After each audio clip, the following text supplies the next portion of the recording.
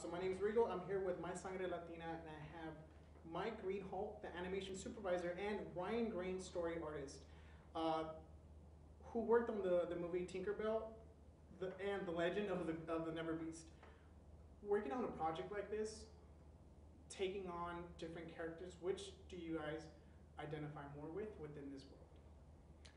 I think I identify most with Gruff, actually, yeah, because I'm a 6'6", so I'm a tall guy, and I'm just kind of intimidating at times, and I feel like I just want people to be able to see that I have a softer side at times. Yeah, I think oddly enough, I relate more to Fawn, and I think it's because in real life I'm pretty quiet and keep to myself, but when you animate a character like this, you can be, a little rowdy and more, outspoken, and it's sort of an alter ego almost.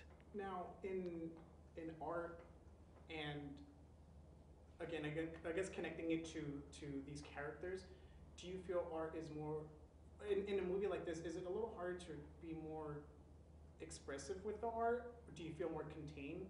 Or are you allowed to mess around and have different, how can I explain it, different artistic feels within the movie? Do you feel more contained, or do you feel like on a painting, if you sit there and you paint, are you allowed to be expressive during these movies, or is your art more held in? Well, in this movie specifically, there were other fairy movies, so there are already kind of rules of the design and how the characters act and dress and things like that we have to keep in mind. But even this movie itself has a completely different tone than any of those other movies. It's a little bit. There's a little bit of a more action-adventure feel to this one. And I know Steve and McCool gave us a little more leeway with animation and let us try some things, and so that was fun. There was a little more creativity, I think, in it, and we could push the characters a little more. Fawn, her acting is pushed a little more than what you see in some of the other fairy movies. I've noticed as well as these movies have evolved, I feel like the story and the characters are feeling more honed in, and the story is just becoming richer. What do you feel has prompted that change within the Tinkerbell movies? Well, I think over the years you actually start to get to know the characters, even as from an artistic standpoint. You start to understand what they would do in different situations. And how do you guys vibe off from each other? Like, what do you take from each other, and how does that come into the animation or the character development? We work in groups quite a bit. We sit as a team, and people will throw ideas out, and sometimes they fail and we say, nope, not good, and other times like, hey, that's great, never thought of that. So it's a big collaborative effort. Yeah, and two, you can always bounce ideas off of other people, other artists. Some artists are good with comedy, some are good with emotional things. So whatever you're working on, you can go to someone else and either get their feedback or their help, or just even see what they're doing and be inspired by that. I'm currently an art student. I'm going at Art Center right now, and I had one of my second term, I had my first critique, and it was very nerve-wracking. And you in the professional world, do you still have that same, like, oh, I have to present it to my team members? Do you still get antsy the night before? Like, how, what kind of goes through your minds when presenting a...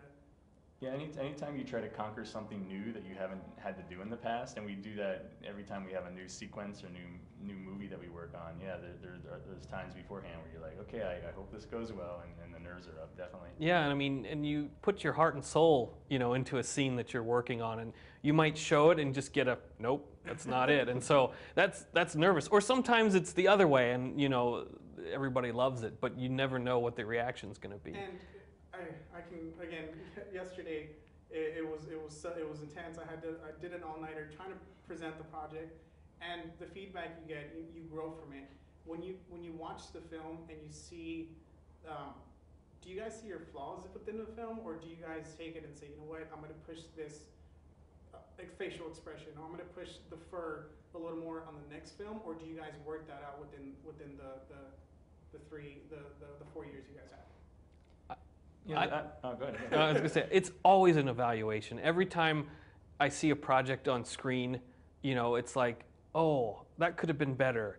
But then you put that in the next one, and so hopefully you're growing with every project you do.